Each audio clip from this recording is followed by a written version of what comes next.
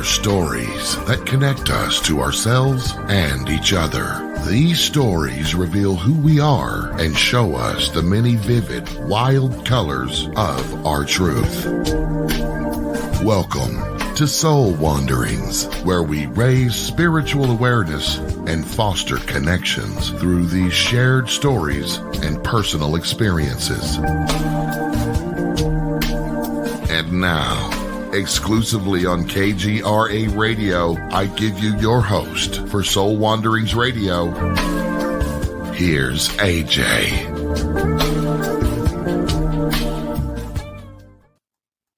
Hello, everyone. Welcome. This is Soul Wanderings, and I am AJ, your host. It's Wednesday night, and on Wednesday nights, we wander, don't we? So excited to be here as always. It's my most favorite day, as always. I say it every week. It probably gets repetitious, but it's how I feel, and it's still exciting. So here we are. Thanks for being here. If you want to know more about myself and about all the things that I am up to, you can visit soulwanderings.com. And also make sure you check out my show page that is on kgradb.com. That's the amazing station that we hang out on. There's my show. There's tons of other shows. I want you to get familiar with the website, because if you're someone who has an inquiring mind and just wants to know more and more, KGRADB is the place to go. It is your number one paranormal and alternative talk network. And tonight we are going to wander with a new guest. His name is Todd Wilcox. And Todd has had a lifelong fascination with alternative healing, consciousness, expansion, and human potential. All of the good stuff that we love to hear about. His first book, Slipstream Shaman, Using Quantum Healing for Individuals, Communities, the Planet, and Beyond, was recently published, and the next two books in the series will be out soon. He also loves to talk about the paranormal and hosts a radio program called My Side of the Universe. Yay, another host. Hi, Todd. Welcome. Hi, AJ. Thank you. I'm so excited to be here. Good. This is obviously nothing new to you, so we should be able to just get right into some awesome conversation, because you are no stranger to the radio. And no stranger to talking. I love to babble, so we should be fine. Oh, good. This is Soul Wanderings after all. That's what we do. We hang out, have organic and authentic conversation. Thank you for showing up for that. I'm excited. Yeah, I was a little scared. I was getting ready and I could not find my headphones and had to run out to my car, and they were way in the back of the trunk, so I barely made it on time. Sorry about putting any pressure on you time-wise. Oh, you know what? You showed up, and that's what matters. So thank you for that. There have been many times where I'm sitting here and I'm like, is the guest going to show up? And then they show up like right on the dot. It's all in perfect timing, right? It all works out. For sure. So there's so much to know about you. We have an entire 2 hours to hang out together. So no answer is short. You can share as much as you would like, your comfort level. And you have a lot that you talk about. You're like from here to here with conversation topics. Well, we shouldn't run out. I think we'll be okay. Yeah, I'm glad. I'm excited. I'm kind of thinking the show's gonna go by pretty quick because of it. For sure. But let's get to know you first before you start sharing all the goodness that you're up to. Tell us a little bit about yourself. Okay. Like your intro says, I've always been fascinated with things that are a little bit unusual. I love the paranormal. I've been interested in ghosts and science fiction and monsters and mind control and all those things from probably 3 years old, as early as I can remember. All those things interested me, and excuse me, and it just all kind of came together, and the reason for this book all came from paranormal. I was with the paranormal group, and another group wanted to make a kind of a super group that would go help people that nobody else could help. And that was where a lot of my training that became this book, the genesis of what this book started out as, came from that experience with that other paranormal group, trying to learn ways to help people more. And so, my journey has been a little cloudy for most of my life. I knew I was going to work, and I knew I was going to support a family and do all that good stuff, but I really didn't know what was going to make me happy and excited and get up ready to go in the morning. And as I started to do this work and learn about energy and healing, that was when the excitement really kicked in, and I knew I was on my way. And then during a meditation session, I actually understood what my purpose was, and that's to help. It was just 2 words. It came to me: to help. And I truly thought that once I knew my purpose, everything, the planets would align. I'd have great career in front of me and all things like that. And you find your purpose, and even if it sounds like it's a simple purpose, doesn't mean that it's easy. So while to help sounds simple, doesn't mean it's easy. And there's been a lot of work involved, and continues to be a lot of work involved. And that's part of the fun. The journey is truly, I don't know what the end's going to be, but the journey is unbelievable. So I'm super happy about that.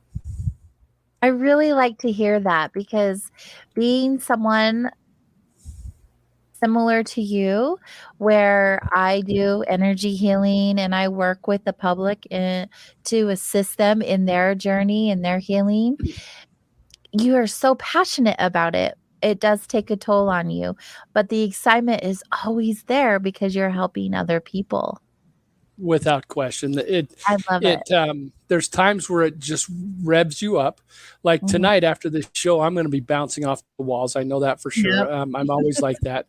But when you do 2 to 5 healings in a row with people, it can beat you up quite bad, almost to the point where I worry that the last person got what they should have. So it does. I get what you're saying about it. It is, even though it's a passion of ours and it's something we love doing, it can take a lot of our energy when we work on it. Yeah, absolutely. I couldn't believe how much energy it took. I was just so excited in the beginning. This was several years ago, of course. And I thought, I'm just going to help people heal as many people as I can. And I'm going to do it all day and all night. But yeah, that didn't last long. Now I have limits. Yeah, because I get you. When you have that passion, though, you really do. You want to help people. You just want to help them on as many as you can. So yeah, there's not I think many that's things. a great quality.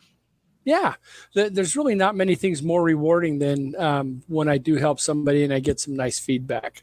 Yeah. And the weird part about this, and maybe you've experienced it too, is you do something that has obviously helped, and the people don't realize it.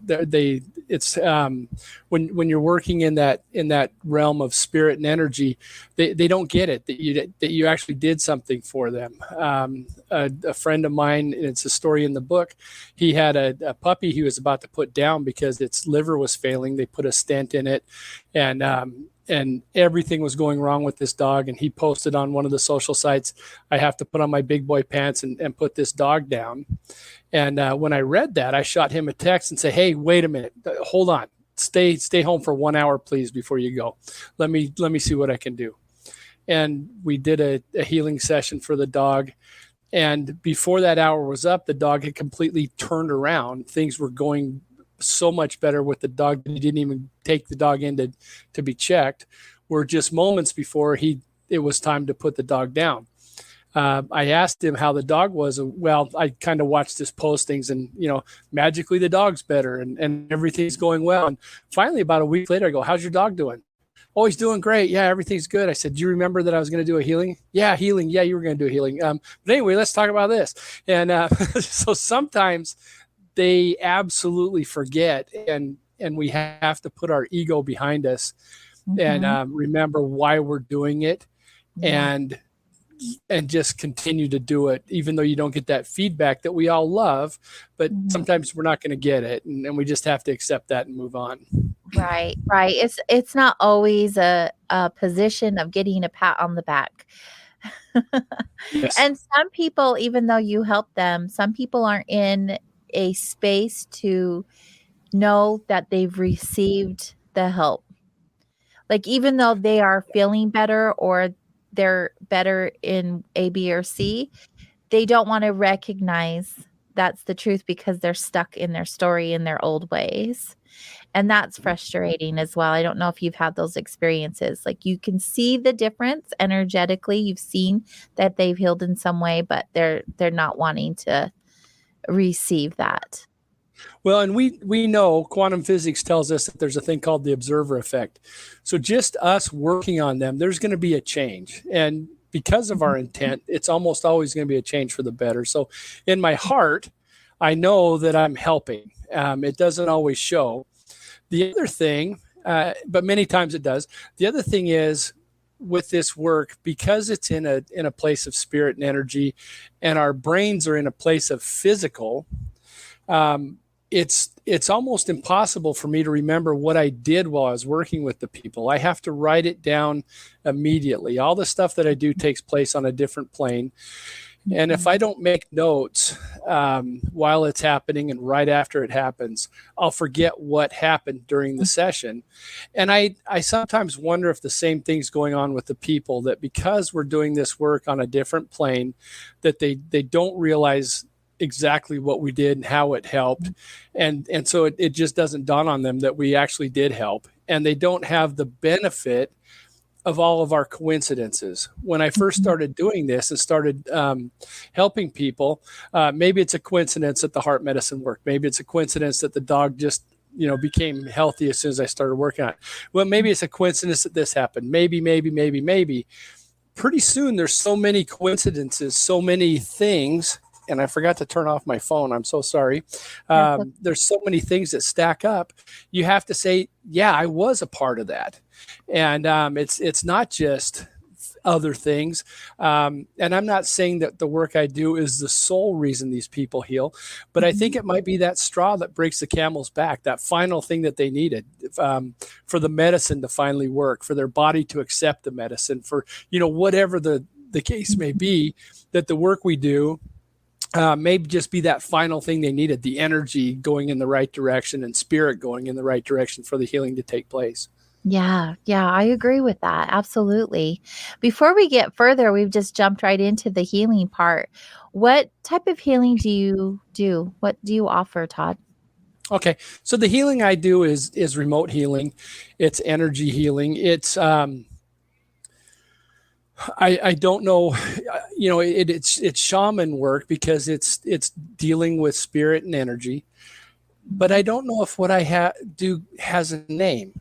There's not a lot of people like me out there. The way things work for me is very different than others. And the book, Slipstream Shaman, teaches people how to do what I do. And so while it does say shaman in it, and it does talk about a slipstream, it's not necessarily textbook shaman. People on these shows sometimes will ask me questions about other shaman from the past, and I haven't really studied a lot of the shaman from the past. What I've studied is what happens when I interact with spirit and energy, and the universe truly guided me to this, and most of my training has been self-training and experiment and just being shocked at some of the things that happen and how well things work. So it's not really. I would have to say that it is shamanism of a type. I guess we'll just call it slipstream or quantum shamanism because it's different. And the reason the slipstream is in there is because of the speed that things happen. Traditional shamanism, you might do a process for 2 or 3 days to get a result. We don't have 2 or 3 days. You don't have 2 or 3 days to spend with people. They don't have 2 or 3 days to spend with you. We have a very limited time. And so what the slipstream is just a nice way of saying that things go very fast and easy. Imagine driving down the road, and you don't have to imagine it. You've done it.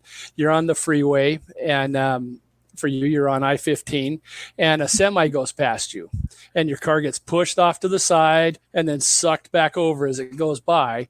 You're in its slipstream. If you get behind that semi, you'll notice that the RPMs of your car are now much lower than they were, and you might be even going faster. You're being pulled along in the slipstream of that truck, and that's what this is all about: is making a change that just pulls you forward at great speed, and also repairs things in the past at great speed. Wow, that was a long answer for a little question, huh? No, it's great. I love the details because, working in a field where I do energy healing, I receive the healing through intuitive channel. I don't have a name for it either. It initially came to me very naturally, but of course, because I wanted to know what this energy was and how it worked and all of those things, I did the research and did practice just like you. But everyone has a different way of doing it. So people will get attuned with Reiki, which I've also done with my research. But the energy work I do is not Reiki. And then there are people like you and other people who I've interviewed or come across, and we all have this unique ability to do different types of energy healing, but none of us can really explain what it is or where it comes from, or just an idea of, or what we think that it is. And so it's neat to hear your point of view and how you do it. It fascinates me. And I'm sure you feel the same way when you talk to other people who are healers. I really don't love the term healers, but we have a question in the chat room. Does the energy to do a healing come from a healer or from somewhere else? So the way I would answer that, and how are we doing on time? Do I have a couple minutes? Oh yeah. I'll cut you off when we got to go to commercial. Okay. So with me, the way the healing works is I have my own energy. And I look at my energy, I feel my energy, I cover myself in my energy. And then I go to the quantum room where I do this work, and there's a ton of energy there. You're like a Superman. You can do anything you want. And so I'm drawing and channeling energy, I would say, from the universe in that room to help people. So that's where part of the energy goes. And in the process, there's like a cleaning side of it where I use a warrior team, and we can go into details later in the show. And then we finish up with a love team that pours energy into the people. And I believe that energy is from the universe, and we're just maybe siphoning a little bit off for what we're doing. We're just diverting a little bit, like when you're watering a field and you let some of that water that's going down to the Great Salt Lake go into your field and take care of that. So that's where I believe the energy comes from. It's there, and I'm just channeling it, diverting it, and getting it to a place where it can help people. Right. And in your book, you explain to others how they can do the same. It's an energy that we can all tap into. I believe it is. And like you were saying before, everybody is different. Mm-hmm. The quantum room that I described that is my quantum room looks vastly different than anybody else's I've worked with. Mine started out as just a very gray, misty place, and things would come out of the mist to talk to me or work with me or for a healing. Now it's there's a wall. And on the other side of this, I call it a wall, but it's not a wall. It's just a place that's in front of me, that on the other side of my quantum room is just this gorgeous meadow, perfect temperature, a little bit of a breeze, absolutely gorgeous. And sometimes I sit there and do the work now, or I go back inside the quantum room. So maybe picture a horseshoe shape, and that's what my quantum room is now. And in the front, the open part of the horseshoe leads to this beautiful meadow that I can work in. And I guess it just depends on my mood where I'm going to be working, or maybe on my guides, or maybe the people that I'm working with, which part of it we stay in. So you keep bringing up quantum. are you doing actual quantum healing? So whether what I do would fit that definition, I'm not 100% sure. I use the word quantum healing because it takes place in a place of energy, and the biggest part of quantum dynamics is the interaction of energy, and so that's where that term feels right for me. And one of the things I say in the book is, you're not going to pass a physics test after reading this. It's how I use the words and how they work for me. So I may not be talking the way a physics instructor at one of the universities would, but it makes sense for what I'm doing. Yeah. No, and that's it. That's the thing, right? It's all very personalized, not just for the client that you're working with, but for the person who's facilitating the healing energy. Absolutely. Yeah. That's what I love about it. It's like, Excuse me. I'm always, if someone comes in and is wanting energy work done, I share with them all the people we have available. I want them to resonate with the healer, not just be like, yeah, I'll do it for you, because I might not be the healer for them. And that's the beautiful thing, is that we all have different abilities to help in different ways for different people. Absolutely. And one of the challenges that I give people in this book is, if you're reading something in this book that does not resonate with you, adjust it until it does. When I was learning about the energy and finding my energy, the shaman that was teaching us how to find it was telling me that it was going to be, I don't even remember the color she was saying, it's going to be this color and it's going to feel warm. Well, my energy was not that color. It was a light blue and it was cold. And so as I'm doing this and I've got different energy, she just kept going on and on about what it's going to be. I knew this wasn't going to work today. So I kind of took mental notes and disengaged. And then when I was away from her where I could focus, I went back over it, worked on my own energy, found my energy, and started using it for protection, for guidance, to help me stay focused, those kind of things. And so I found it on my own. So please, if you're studying Slipstream Shaman or anything else, if it doesn't ring true for you, it's not. And it's okay to adjust things to make it work for you. Oh, thank you for sharing that.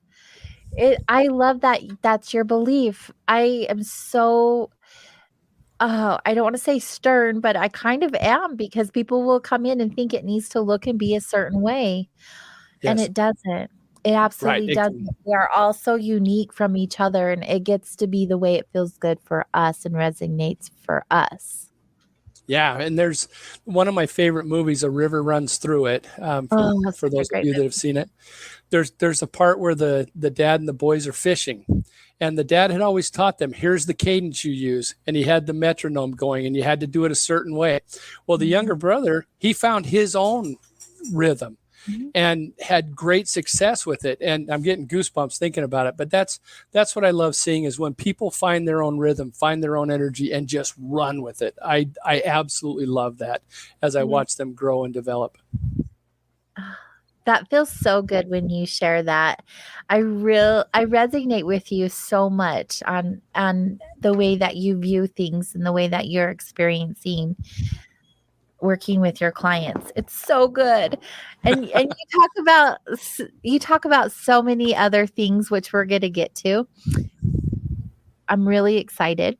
In the meantime, for those of you who are wondering who we are visiting with during commercial break, head on over to slipstreamshaman.com. You'll see the beautiful book cover of Todd's book, Slipstream Shaman, Using Quantum Healing for Individuals, Communities, the Planet, and Beyond. I actually just downloaded the book on my Kindle today. Thank you. And if you have Kindle Unlimited, it's free. So, bonus. So everyone go over there, take a little look around. If you gather any questions while you're visiting Todd's website, jot them down, because we will still have another hour and a half to wander with this gentleman, and we'll do so when we get back. So stay close.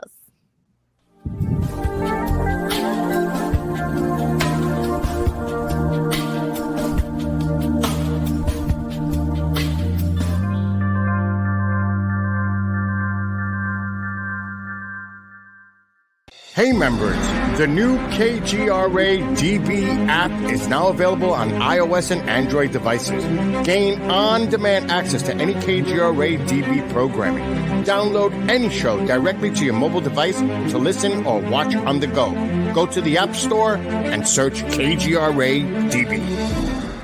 Are you looking to go on a faraway journey that is magical and mysterious, reaping on mystical legends? If so, then Mysterious Adventure Tours is perfect for you.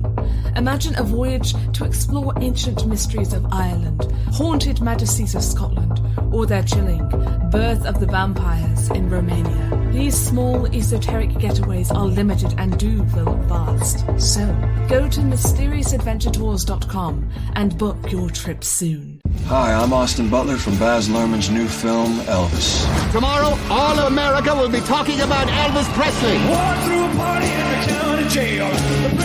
As a blood donor himself, Elvis shared the gift of life with patients in need and asked others to do the same.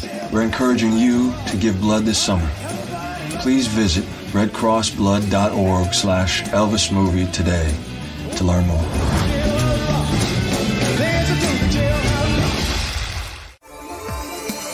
You're listening to the KGRA Digital Broadcasting Network. We provide unparalleled coverage of trending news in the world of ufology, cryptozoology, and paranormal phenomenon. Whether you're watching our video live stream or listening to one of our audio programs, you are getting the best from world-renowned researchers and hosts, guiding you through topics the mainstream won't touch. Miss one of your favorite programs? No problem. Head over to the members area at kgradb.com for access to our massive library of award-winning content. Make contact, stay connected, only at kgradb.com.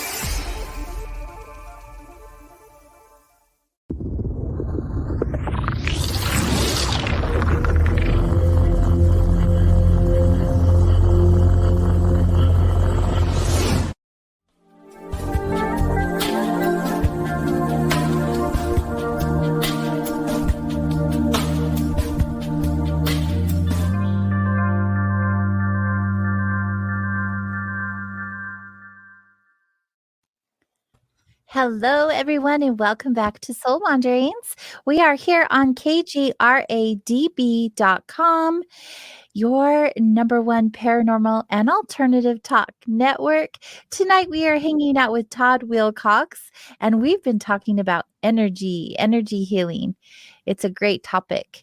So many people are wanting to go straight to energy healing without doing the work. What do you feel about that? Yeah, it takes some work. You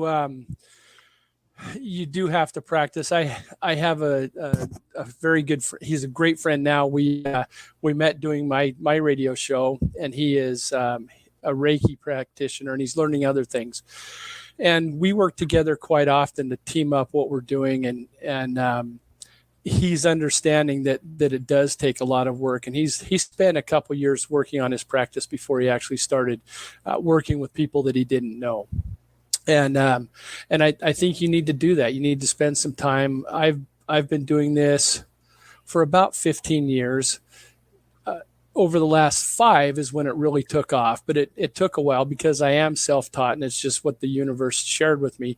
It probably took me longer than a lot of people, but over the last 5 years, the growth and the confidence and the coincidences have really stacked up to where I know I'm on the right track, and definitely want to help people. So yeah, don't jump in. But here's also the thing. We know from the observer effect that if you're looking at something with a positive intent, something positive is going to happen to that organism. And it doesn't matter if it's a drop of water, making a better looking, healthier crystal of ice, or a person or a dog or a mouse or anything. If you're sending positive intent when you're doing this, at least a little bit is going to improve. So while I think we need to have our practice in and put our time in before we get too crazy. I also believe that with correct intent, you can't help but help. I agree with that. I really do. And what about from the client's point of view when they're wanting to get energy healing done? What kind of work do they need to prepare themselves for? So with me, this isn't the healing part of it is not a business for me. Is I call the people clients, even though they're not. I'm not charging in any way. I don't charge. And if there's anybody out there that would like a healing, go to the website slipstreamshaman.com. There's a place for the email, and just put in a request. There's no charge. There's no request for a donation, anything like that. It's just something I do. That's part of my purpose to help. And I do want to, I want to make this something that I do full time eventually. And that's where the book comes in. And that's where Instagram and YouTube, and I'm new to both of those. So if anybody out there is on Instagram, please go to Instagram, look up Slipstream Shaman, be I guess a follower, not a friend. But that's where all the new stuff will be as we talk about the different things we're doing, whether it's a polymedella, which is a many healing, or whatever. That's a great place to get it. So I would encourage people that want to know more to go to Instagram at Slipstream Shaman, and also just at the email. Hey, there you are. How awesome of you. Yeah. And that's why I couldn't find you. I was looking under the wrong thing. So I'll go and follow that page. But yeah, that's the Instagram page. And as you can see by the number of followers, I'm still new to this and I'm still learning what I'm doing. But the more people, the better. And what I'm hoping is that as people get the book and start practicing this, between the email, between the Instagram, we'll start building a community where things take off. You know, if 5 people that do the energy work get together, you don't just get 5 times the energy, you get about 75 times the energy. So the more people that we have doing this type of work, the better. And what my goal is yes, I love to help people individually. I love to help animals individually. But what I would love to see is communities and states and countries and even the planet start working together better, enjoying our differences. Yes, you know, and enjoy the difference, but also understand that we're one. You know, we don't have to fight over the distance differences. Let's enjoy those differences and understand we're all in this together. And that's the ultimate goal is even if I can improve the earth 1/10000000th of 1%, I feel like that's a win. Yeah. Oh yeah, definitely. Every person counts, and or even communities or the planet, however you choose to show up to do your healing, every moment, every ounce of energy matters. Without question. Yeah. And as we team up, it gets stronger and stronger. And I just love seeing what happens when a group gets together and how much more powerful you are and how much better work you can do. I agree. I absolutely agree. Teamwork makes the dream work. It's my favorite quote. Everyone says, we're going to put that on your headstone. Don't bury me, but yes, say it at my celebration of life for sure. There you go. That's fantastic. I love it. Yep. It's a good way to look at things because, I mean, we're only one person physically, but we are one energetically. Yes. And we're all made out of the same stuff. At the end of the day, we're the same neurons. So we need to knock our craziness off and get together and do this right and get out of our see ego. where we can go. Yeah. There's magic out there for us to have if we all get together and get pointed in the right direction. Absolutely. And I think it's so great that you're willing to offer these healings for free, just with your time. That's so awesome. You brought up polymedella. What is that? So that's in the book, and what that is many healings. And so I've had other people ask me that, and they almost get embarrassed, like I should know this word, but it's a word that I coined. It's a word I made up. And what that is it's many healings taking place at once, and it can be anything from. I notice trends, and as I'm doing healings, and I bring people into the quantum room, and I'm looking at them. I'll see things that are attached to them or things that are going on with them. And a trend lately was over people's heads was this just swirling cloud of confusion, of upset. It's just, how do I deal with this? And it's more than they can handle. And so I did a polymedella that would apply to anybody, and just looked at that energy and how we can dissipate that energy and release it to its proper state where it's happy. Most of the things that I find, there's two different things that I find when I'm doing this work. One is a parasite that probably started out as something negative, something bad. And the other is a companion that started out as something with a positive intent, but through the years has come to hurt us. Just a real basic example, little boy's getting yelled at by his dad. So he knows that if he shrinks up, gets quiet, doesn't respond, the storm's going to go quicker and the mess is going to be done faster, right? Works great to get out of dad yelling at you, but that doesn't work well in school. And the older you get, the less it works. You get to high school, it works less. Into business, it works less. Into wherever, it becomes something that hurts you. And that's what a lot of these things are, is something that started as a positive intent, with a positive intent, and through the years no longer fits what you need and actually is holding you back and hurting you. And so what we do is remove these things, debride them or clean them up, and then fill them full of love so they can go be what they want to be. And so they might start as a rock in somebody's chest. We pull it out, debride it, get it cleaned up, fill it full of love, and it turns into a young man with a big smile who walks away. Or you pull a rag out of somebody's heart and you debride it and fill it full of energy, and it becomes this bird that flies away. And now that energy is released to be what it was meant to be, and that's helping somebody or helping many people.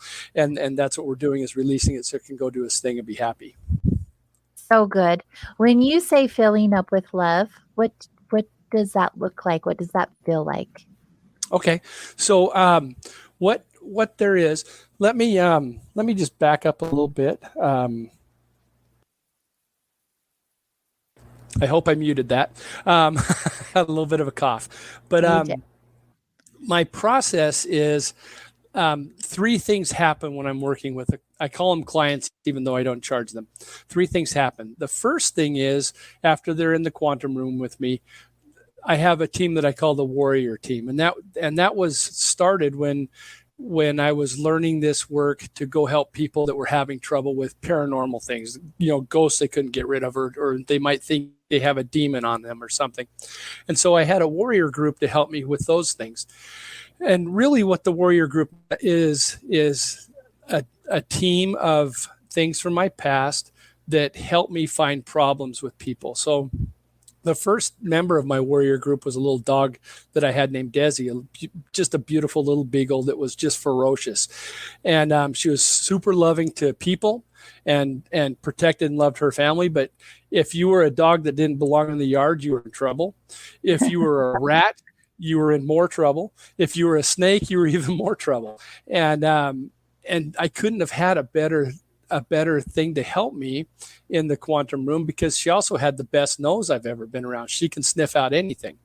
So she's kind of the first thing that takes place. Somebody comes in, she starts sniffing around. Some things are super obvious. I did one today where there was this great big bug on somebody's back that we had to get off of them. But she starts sniffing around and she'll pull things out of people. My favorite story to tell is I was working with a lady that was on my radio show, and we had hit it off, and she mentioned that she would like a healing, and so Desi started doing things, and she started scratching on her back and got inside of her and pulled a rag away from her heart. And I didn't know what this lady's health history was, but we took the rag, we gave it the warrior energy, my energy, and to clean it up, to debride it so it was ready to accept the healing. And then there's a love team. And the love team, let me tell you, the warrior team is mostly dogs from my past.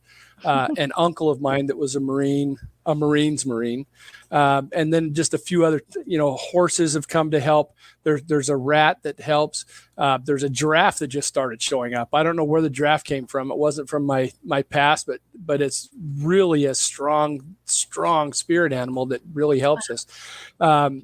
So those things, look for the problems and bring them out. Then we have a love team that will just channel love to that. And what I mean by that is they're in a circle.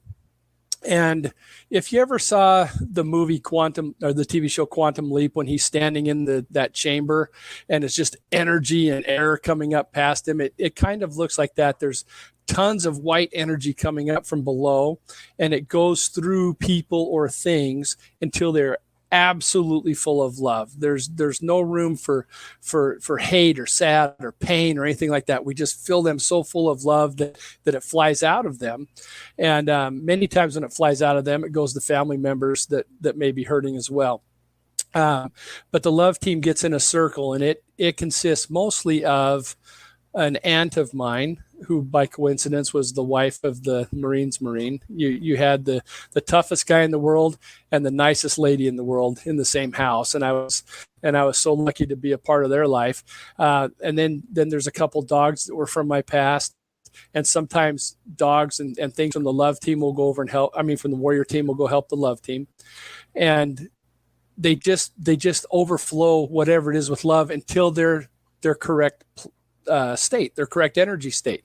And so with these companions, it started out as a positive intent, turned into something that was hurting them, not by its choice, just by the way we grow up. Then we release it back to its proper state. And these are all just things I see. We're in a metaphysical state. And so whatever these metaphors are that are coming to me, the pictures that are coming to me, I don't try to interpret them. Some of the clients will. I don't try to interpret them because I don't know what they mean, but they do turn into just sometimes really beautiful things, like a puddle of gunk from somebody may turn into a beautiful field, or just a nasty rock that we take out of somebody may turn into a great looking forest or just a tree, or maybe a bird that just now is happy and flies away. A lot of things seem to fly after we do this. Makes sense. So what's that? I said that makes sense. Yeah. And so they fly away and they're happy. But that's what the love part of it looks like and feels like. And I want to, just going back to that person that we took the rag out, debrided it, filled it full of love. And this little boy comes up, blonde hair, blue eye, looks at this lady with these just love eyes, right? And smiles and leaves. And as I'm telling her about this, she absolutely breaks down. She had a meaning for everything in there. And then she told me that her heart was failing and that the doctor was getting ready to give her stronger medication and more medication, and that it was actually failing. She wasn't going to live long. And within a month, the doctor was reducing her medicine and telling her, I am not sure, but your broken heart seems to not be broken now. And things started to improve. In less than a year, she was completely off the medicine, off the CPAP, getting healthier all the time, doing lots of walking and rowing, and started doing Muay Thai boxing. And this was somebody whose heart was failing 3 years ago. So that's incredible. Yeah. And again, I don't know how big a part of this I was. I could have just been a little straw that was the final thing that needed to happen. I could have been a big part. I don't know, but I'm just so honored and thrilled to be a part of it at all. Yeah. Yeah. Oh, wow. I really love hearing stories like that.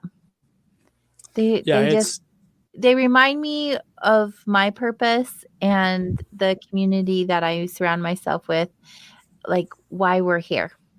Yes. It's really neat to hear. It is. And when I talk to somebody or I get an email from them, and great things are happening, it is so wonderful. Absolutely wonderful. And for some reason, this really works well for people that are having heart ailments. Just recently worked with some people in Maine, and the lady, when she contacted me for a healing, she heard me on a radio show and asked me to do a healing for her mom. And she said, the sooner the better, please. I'm on my way. They're calling family in because she's almost gone. And I did that healing. I just happened to see that almost the second she sent it, and did the healing. By the next morning, a lot of the fluid had left her body and left around her heart. She was out of the hospital 2 days later, but they were calling people in because she was dying. And we did this work, and the mom's convinced, the grandkids are convinced. I got some really beautiful emails about that, and I just hope that I really was a big part of it and that I was able to help.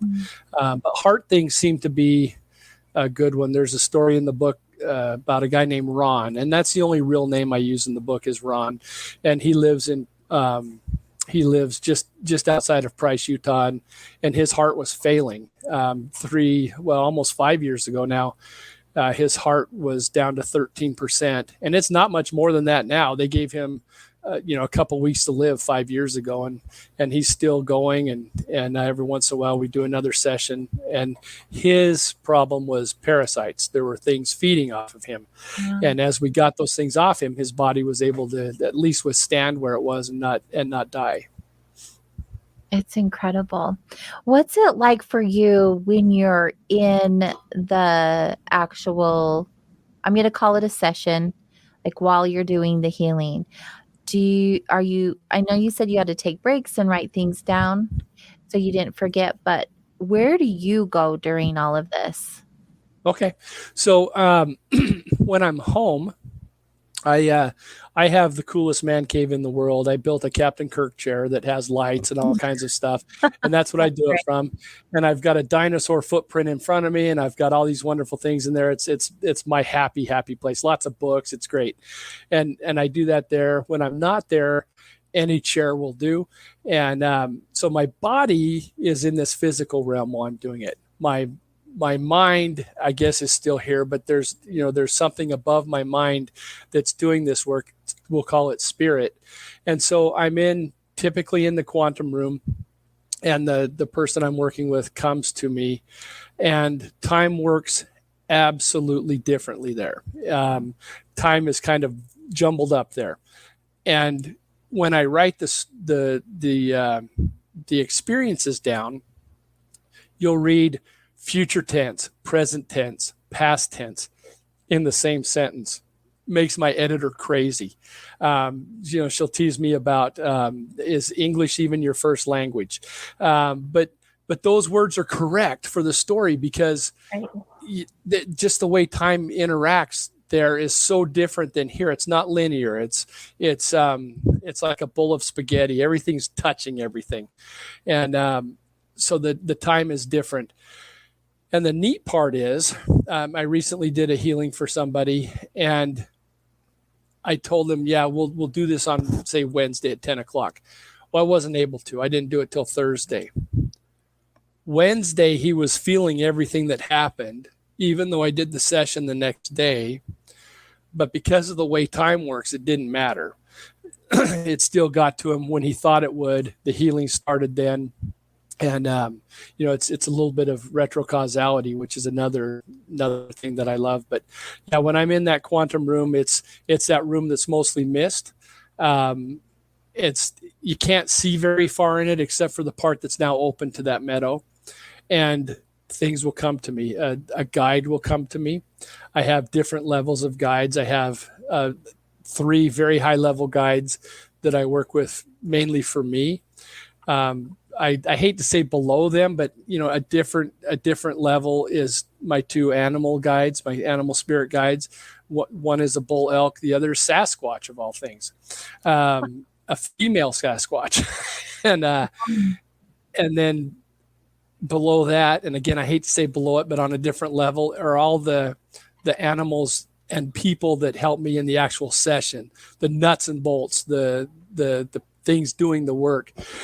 So those I'm interacting. I could interact with all 3 levels during the session, or just the animals and people that come do the nuts and bolts work. But because of the way time works, Sometimes it feels like I'm in the quantum room for an hour and only 5 minutes have gone. And then sometimes in my physical body, an hour took place, but it only feels like 5 minutes in the quantum realm. So time is really odd. I'm always curious to look at a clock after I come out of it. And I do kind of break away as I do it to make notes. And if you look at my notes, I do not have nice handwriting to start with, but it's legible. When I'm writing quantum notes, it is a train wreck. It is a mess. Similar to automatic writing.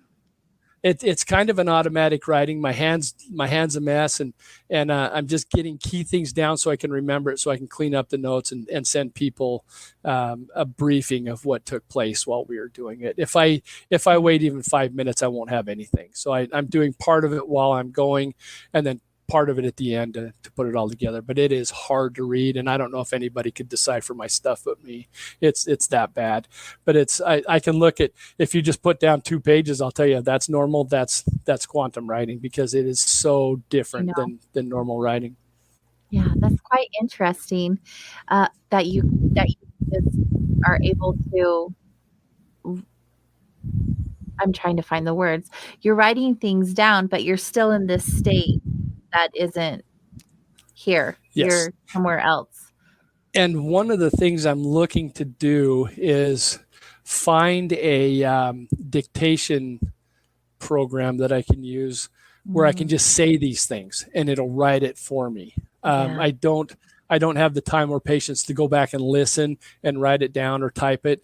But if I could get something that would dictate it, or maybe even have a scribe with me and just say it as I'm going and them take notes, that may be something I do in the future. But the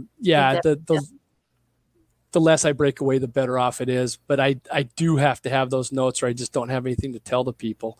Right. And I think those things are important to them. They want to know what I found and what I did and how it worked and what I saw. Yeah, absolutely. You brought up the word retrocausality. What is that? That is one of the coolest things I've ever heard. I'm driving on the freeway one day and I'm listening to a radio show, and somebody brought that up. And what they had done was they were testing to see if you could affect the past. And so they went to a hospital, and there were some people that had blood disease, a certain blood disease, and they were able to get the files from these people, and they were like 10 years old and farther back, 10 years prior and farther. So 10 to 20 years ago, they were in the hospital. They just randomly separated the stacks of files of these people. And on one stack, they prayed and they sent positive energy, and they did, energy work on that and sent good things to them. And on the other, they didn't do anything. And what they found as they started going through those files later was that the side that they gave the love to, the positive intent, the prayer, healed faster than the other people. Just a faster recovery, the medicine worked faster. They had a higher living rate. Everything was better for that stack than the other stack. And so the belief was that things that we do now can affect the past. And in the next book, there's a process called trauma release, where we actually go back and change your belief and your view of a trauma so that you can heal now and heal all the way up. And that's right up my alley. Yeah, when I first learned about that, and this has been a while ago, and it's evolved since then. I had a horrible scar from a hernia operation, and it hurt me for over 20 years until I did the genesis of this process. And I did the trauma release process. Within 2 days, the pain was gone. Within a month, the inflammation was gone. And now, 15 years later, I can't find the scar. But for 25 years, this thing rubbed against my pants. You bump against it and it just about made you cry. Felt like electricity was shooting through it. There was a lot of weird, energy going on in it. And doing that trauma release process changed everything in it, and then it healed. And that's, to me, a bit of retrocausality, because you're doing something now that affected something then, and getting benefits now. That's incredible. That is incredible. And so many of us have a major trauma experience that could be healed in this way. That is just so profound. Yes. I'm very excited, and I can't wait to get that book finished. I think it's going to make a huge difference for people. Yeah. Well, I'm looking forward to it. I really wanted to read your book before we met, but I'm reading so many books every week, and I'm like, yeah, okay. It's hard to keep up. You probably know. Yeah. And I have a couple of businesses, and I'm doing this and I'm doing some other things. It's just, I'm all over the place, but I never want to stop reading because I have amazing guests on my show, and you're right along with them. And I'm really excited to learn more and dive into your book. It's going to be great. We're going to take our last break of the show. The next hour is completely commercial free, and we'll get to know a little bit more about you. So everyone, you know what to do. Stay right there. We'll be right back. Sounds great.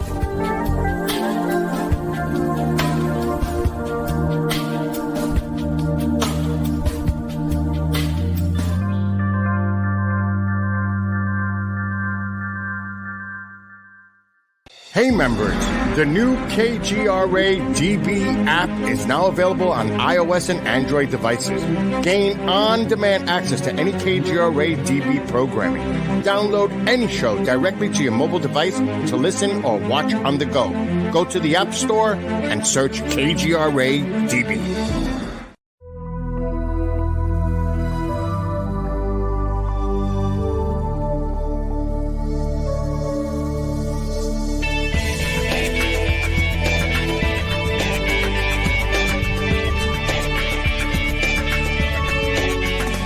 Are we alone in the universe? The most important question facing humanity is on the verge of being settled once and for all. The Mutual UFO Network has been at the forefront of this journey for nearly 50 years. Our members worldwide are dedicated to the research, documentation, and awareness that will shape the future of humanity. Won't you join us?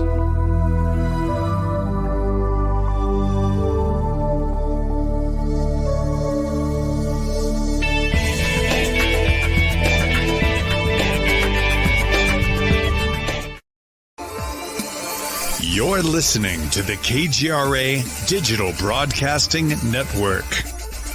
We provide unparalleled coverage of trending news in the world of ufology, cryptozoology, and paranormal phenomenon. Whether you're watching our video live stream or listening to one of our audio programs, you are getting the best from world-renowned researchers and hosts, guiding you through topics the mainstream won't touch. Miss one of your favorite programs? No problem.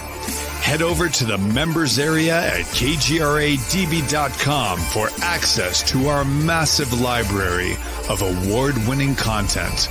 Make contact, stay connected, only at kgradb.com.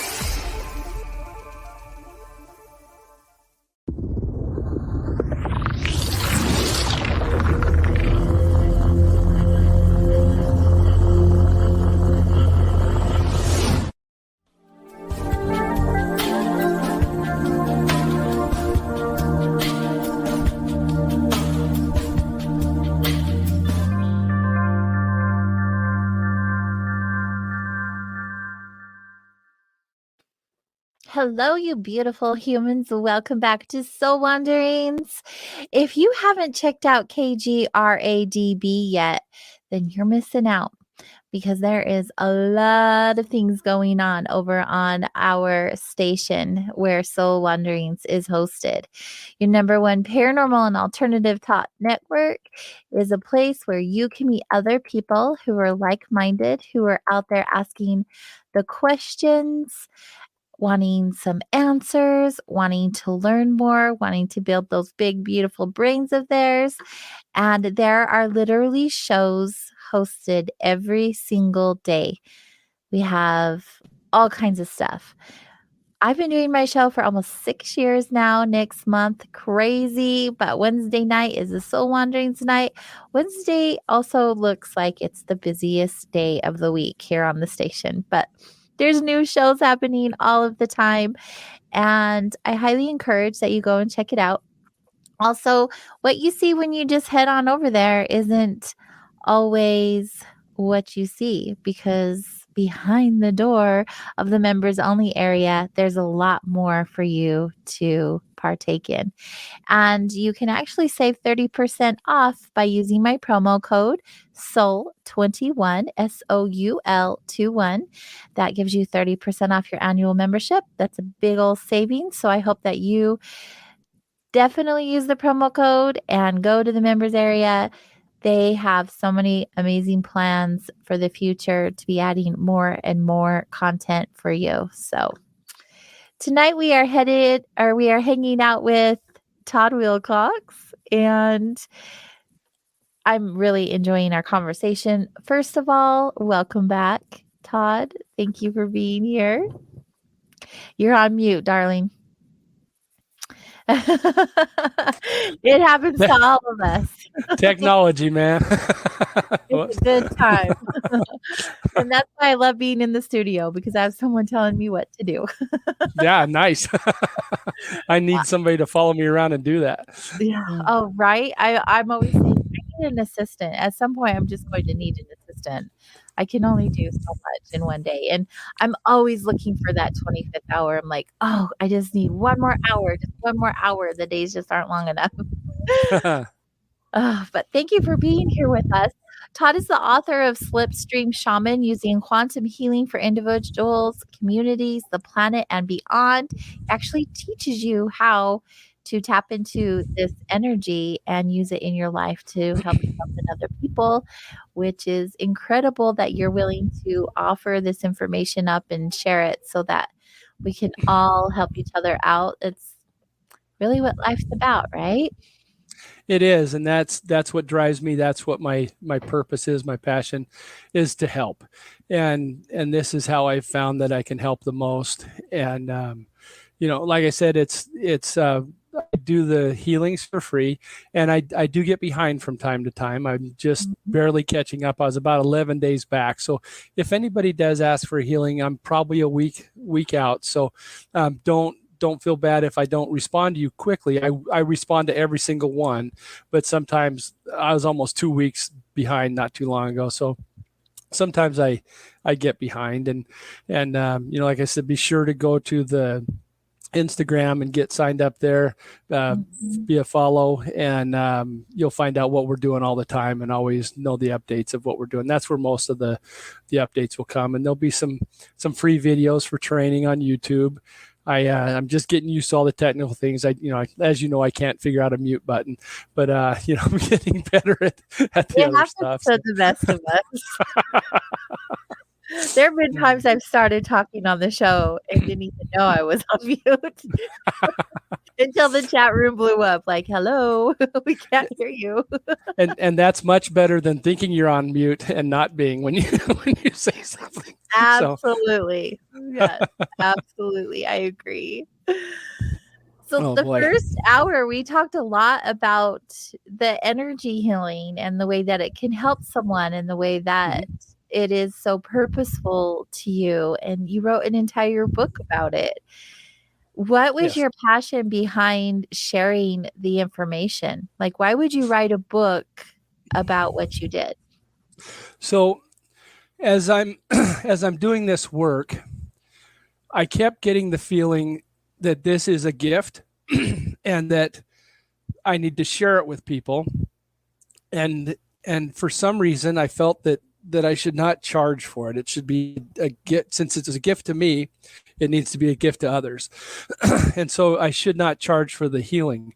And I'm not saying that people that charge are wrong, or that there's anything wrong with charging, but for some reason there was something about what this is going on here that told me that almost scared me, that if I did charge, I would lose my ability to do it. So I made mindset that for the work that I talk about in this book, I will never charge. Now, there may be something that we develop later that would be a charge or something down the road, but excuse me. The cough drop's not kicking in. So what the book was for, I realized that while I wouldn't charge for an individual to have a healing session, that it would be okay to teach people how to do this and do it in a way that doesn't break the bank. So for $10 or $15, they can get the book or the Kindle and learn this stuff and be able to help more people, which further contributes to my purpose, which is to help. And so that's why the book came around. And then there's a couple more series. The next one is going to be about trauma release, and it's geared towards people that really take a beating in the community. Everything from police officers and fire department people. And by beating, I mean, you see things that you shouldn't see.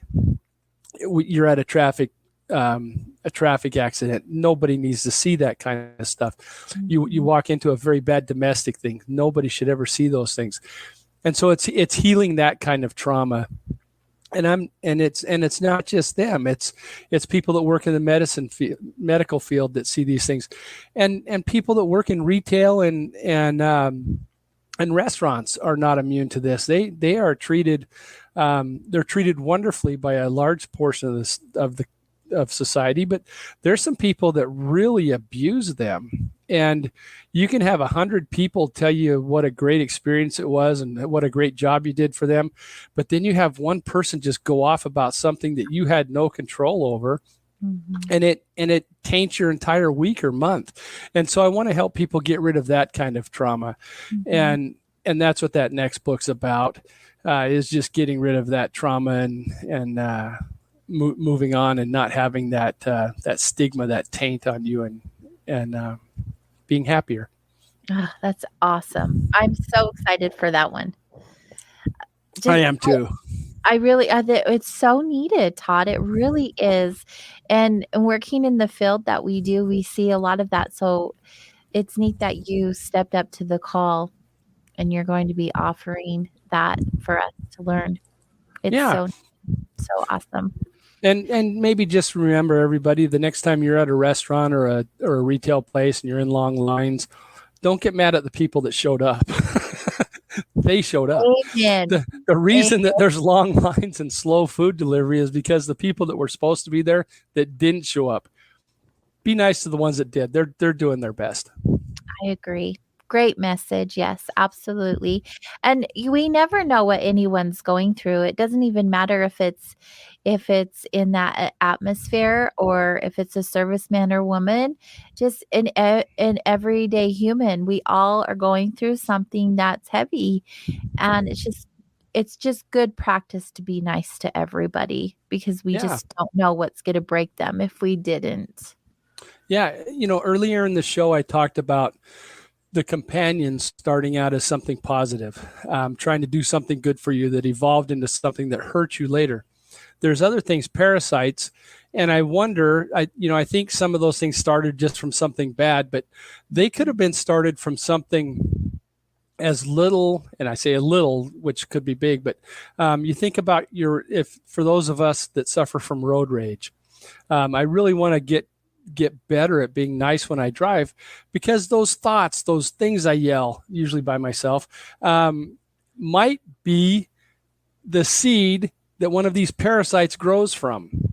And so we need to be thinking about what we're doing when we're driving, and not cut that person off, and not block them from coming over, and maybe not honking the horn when we don't need to. And let's keep our finger down.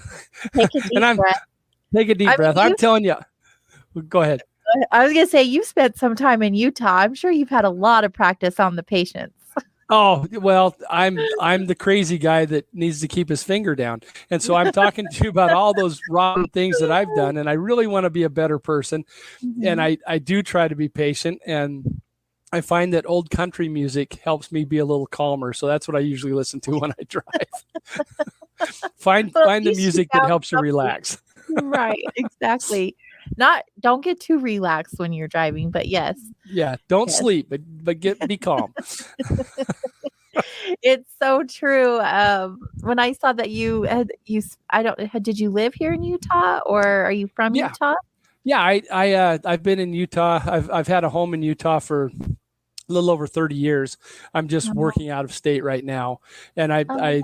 my home is in your city. I'm about less than 5 minutes away from your studio. Okay, And see, so, I found that out the other day and I was like, yeah, "Ooh, I wanna see Todd in person." So I we're would gonna have have to loved that. make some time. Yep. And I'll for sure be back sometime in the spring. So, I've already gotten with Michelle. She's going to set something up at that time. And so I Perfect. can get in studio. I think that'd be a blast. I'm looking forward to that. Yeah, I really think that would be awesome. Um, this is great. I'm so thankful for technology and the ability we have to connect this way.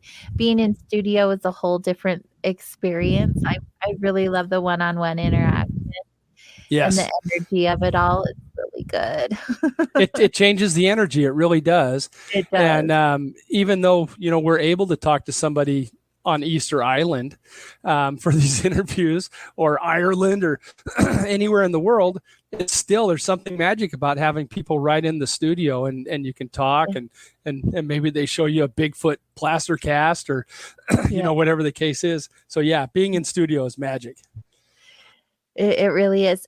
We talk about energy and all this beautiful energy healing that you offer, but you also have a lot of other things that I want to say dabble for the lack of a better word, but that you're interested in, like shadow people, ghost hunting, Bigfoot, near Yes. death experiences. So I have tons of experiences with shadow Oh, people since I nice. was very young, ghost hunting, and I've had an indie. I don't know much about Bigfoot, fascinated by it, but don't know much about that energy. So I want to learn more about all the things that you do. See, this is where I said 2 hours isn't gonna be long enough with you. Yeah. Definitely going to have you back. But can we talk about shadow people for a minute? Because I haven't had any guests that I can recall ever really dive into that topic. Okay. And the neat part is it's something that I too have experienced, and that's why it's a passion of mine. I worked at a large hardware store in Layton, just south of you, and I'm working overnight. And you know how you get the hair on your arm stick up, and something's Mhm. tingling the back of your neck, and somebody's watching me, and it's like 3 a.m. I slowly turn around, and there is this entity. It's about 6 feet tall, very heavily built, dark. It looked dark blue to me. Had what looked like a hat. I knew it had a face, but I couldn't see it, and it was wearing a long, like duster coat. And I've since learned that there's people lump this in with shadow people. There's one author that calls it the Hat Man. I typically call it the Watching Man, and it's something that I've done a lot of research on and may do a book on. But to me, it's about 99% of the time, this thing's just watching. And Mhm. I do know 3 people that have had a worse interaction than just watching. But most people, it's just going to be looking at you, or maybe doing something very slight. But that was my experience. I kept seeing this guy at night, and it was something I looked forward to. I was never afraid of it. I never worried about it. It just seemed interested. It seemed curious. And that's what most people that I've talked to have said. A good friend of mine, when I was doing some research for that book, was telling me about one of the experiences he had with this thing. He woke up in the middle of the night in sleep paralysis and saw one standing at the foot of his bed just watching him.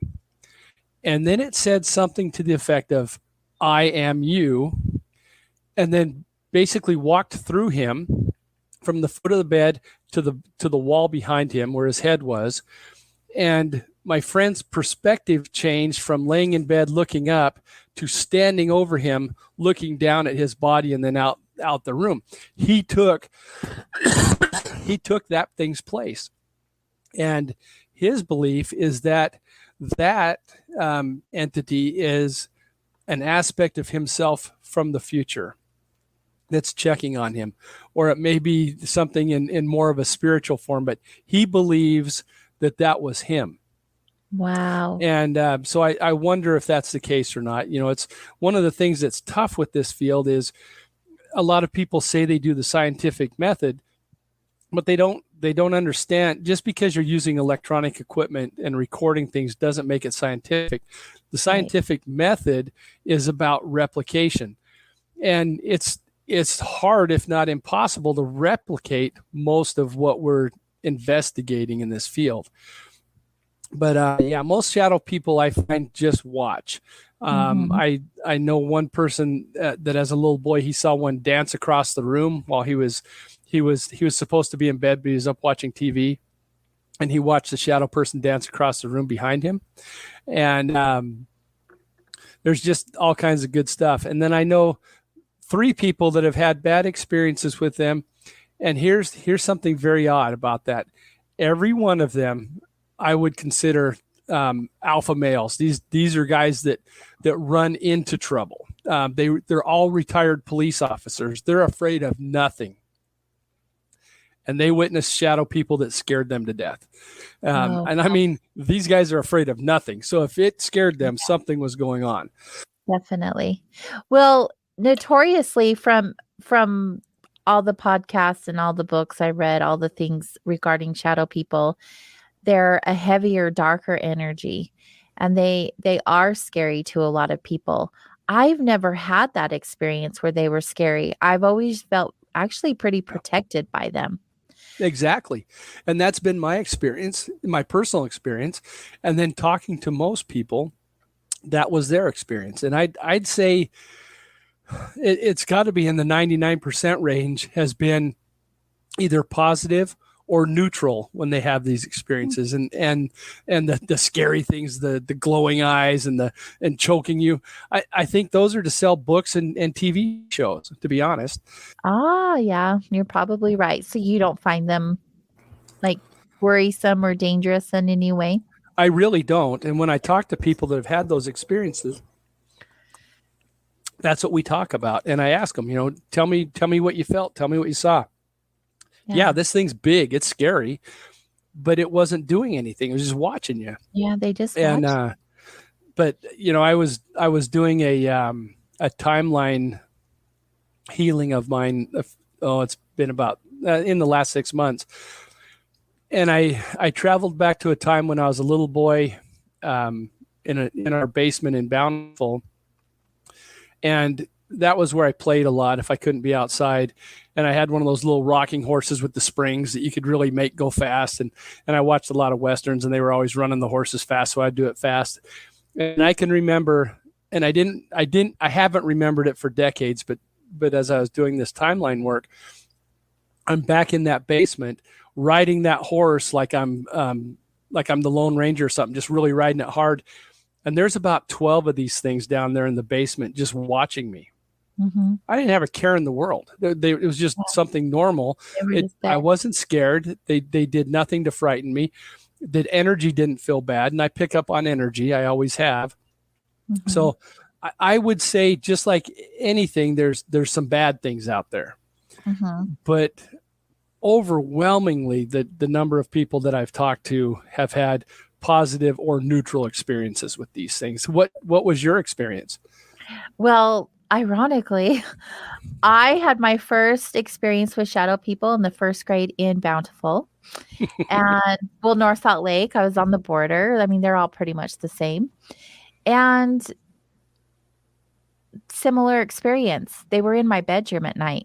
They would sit there and watch me, lay in my bed. They would just watch me. And that was first grade. And as I've grown older, they show up sporadically in my life, but I've noticed that they show up when I'm going through something challenging. It's not like when life is like easy breezy, right? It's when I'm like heavy or burdened or have gone through some sort of trauma or something, they're there with me. And that's why I've always found them comforting. And when people have told me that they show up during those times, they're like, oh, that's because your energy was negative or low. But it never resonated with me. But there has to be something about that they show up during those times. But of course, I don't have the answer to that. It's just one of those things that I've observed as anything, but they'll just show up, and there's never just one of them. There's two or more, and they just hang out. They just observe me. They like stand in the corner of the room, the foot of my bed. They'll sometimes pace back and forth, but none of them ever come like near me. I've never really been scared of them. I've always looked at them as protectors, honestly. Yeah. And I think if I had to lean one way, I would say that if push came to shove, they would be on the protective side, not the problem side. I am so sorry. That's okay. I'm losing my voice. Well, I hope you keep it for another half an hour. We'll make it. We'll make it. Because I really like talking to you. Absolutely. I've never heard anyone else say that but you. Everyone else has told me, you know how everyone has an opinion. They've shared their opinion, or they've come right out and said, you're wrong. You're wrong. That's not true. But I'm not wrong, because I know I was there. I know the experience. I know what I felt. There's no way I can deny what it was like for me in every single instance. And there's numerous instances. I don't even know how many. It's been happening my whole life. Sure. And when I first started researching these, it was about 5 years ago. That was going to be my first book. And I'm not quite sure why I got sideways and didn't finish it. But when I first started researching it, I sent out text messages and emails to friends and relatives asking, hey, have you ever seen this? And I just describe it like I did earlier. It's about 6 feet tall. Pretend it looks like me with a hat, but and it's about my size. And about, I'd say probably 15% of the people that I sent that to had an experience with it. And about half the people that I sent those to were worried about me. Oh my God, you saw something like that? What's going on? That's got to be a demon. You need to run. You need to hide. They're immediately afraid of it because it kind of sounds terrifying. You don't want to have that thing in it. And when do they mostly show up? When you're asleep, when you're your most vulnerable. So it can be a scary thing, but what they do doesn't justify it. Doesn't justify the scare, with very, very, very rare exceptions. And I'm gonna have to say that just based on my own research, that there's just a lot of people that when they talk about these things, when they're on TV shows, they're exaggerating to get you to watch it and to get you to read it. And I would much rather tell the truth. And what the truth is based on my own experience and the experience talking to just about everybody else. These things are just watching, and that's why I call it the watching man instead of hat man or shadow people, because it just seems like a watcher. And why 3 retired, alpha policemen have bad experiences, I don't know. That's a curious thing that I need to look at a little bit more. And very often these things show up when I'm doing the quantum work. It's not unusual to be working with somebody and then they come in. I worked on a house. It wasn't an individual, it was a house. And there was 3 of them watching me the whole time that I was doing this work. And at the end of it, I was going to walk up the stairs. And again, my body's not there. This is all in spirit going through the house. I'm about to walk up the stairs to the main floor, the living floor from the basement. And they were standing in front of those stairs and they just moved out of my way to let me go. And then I didn't see them anymore when I was upstairs, but downstairs, they were in every room I went to watching what I was doing, very interested in the energy part of it. And then when it was time for me to go, they just moved out of my way and let me pass. There was no problem at all. I've heard that some people have reported shadow people having different color eyes. And when they have different color eyes, they're different kinds of energies. Have you heard anything like that? So those 3 guys I was talking about, the 3 retired policemen, they each saw eyes. 2 saw yellow eyes, 1 saw red eyes. Nobody else I've talked to has seen eyes. It's just, there's a face, but you can't see it. It's almost like, I love science fiction. And so what they feel like to me almost is that they're just slightly out of phase with us. So we can't quite see them. We know they're there, but we can't quite see them. One of my high level spirit guides is the same way. I don't really know what it looks like. I have a basic shape that I can see, but we're on such a different plane of existence that I can't quite see it. Do you wonder if they're like multidimensional beings? So they're shadows of actual beings just stuck in between dimensions, possibly, and we're getting like the shadow end of them? Yeah, they could be multidimensional beings. They could be transdimensional beings where they just go from dimension to dimension with ease, which I think is how Bigfoot operates. Me too. And then I think there might be a component where they're in a place, whether it's technology or like the work we do, where they're manipulating energy, but they're doing it in such a way that we can see them while they're watching us, like a remote viewer. Yeah. Doing remote viewing, but they're so strong that maybe we can see them while they're doing it. There's a lot of different possibilities. So that was my next question, is maybe it's actually somebody even here in this dimension remote viewing. Yes. Well, I'm learning a lot about remote viewing right now. I'm taking the course with Michelle. It is so cool, by the way. I love it. Remote viewing is amazing. About going downstairs to upstairs through one of your healings. Is that similar to what you're doing, the remote viewing? Some of this is very similar to remote viewing. So yeah, I was there going through that house doing a cleansing and fixing. There was actually like a tube portal that was sucking energy out of that house and making people sick. And so I was cleaning that up and sealing it. But yeah, very much like remote viewing. And I had a guest on my show that helped me understand it a little better. And a lot of what I'm doing is similar to what's called associative remote viewing. And just an example, and this is a story in the book, and this isn't the person's, I'm not going to say the person's real name for confidentiality reasons, but I work with some nurses and some doctors, but I work closely with some nurses that are involved in organ transplants. And every once in a while I'll get a text, "Hey, I've got a case going south. Can you help me?" And I can use my energy to go to that nurse and then go to that person without knowing their name or anything about them and help them with healing. And I was doing that one day with a young boy that just had a couple organs put into him. And I was doing the work, filling him with love, giving him energy, making sure he was healing right. And another little boy walks into the room and into the quantum room. And this little boy is just gray and no energy radiating off him, just like wore out. And I finished with the boy I started with, and then I started working with him and just giving him love, filling him up with love, getting him strong. And as his color started coming back and he started to smile, for some reason I said, "What's your name?" And he says, and this is not the letter he said, but C. And so I'm thinking of all the different letters that could be that name.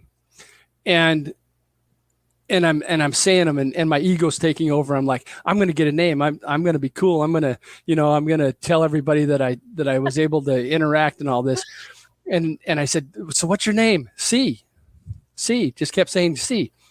And so I kept filling him with love. And the neat part of this was when he got full, the love started shooting out of him in different directions and different streamers that was going to his family to help them heal. This was the donor.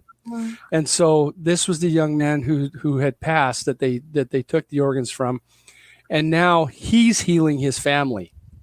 He's sending them love and making them feel better. And the next day I'm talking to the nurse and I said, "I'm curious. I don't know if you can tell me the donor's name," but he kept saying C. And the nurse says, "Well, his name's Cece." It was a different letters, but I wasn't interpreting it right. And so that was just another time where I learned not to interpret, just to accept whatever's coming in, no matter what it is. Don't try to figure it out. But yeah, he was saying his name, and I just wasn't understanding him. But that was one of my favorites. The next day, the little boy that had the transplants was up walking. The day after that, he went home. Unbelievable. I love stories like that.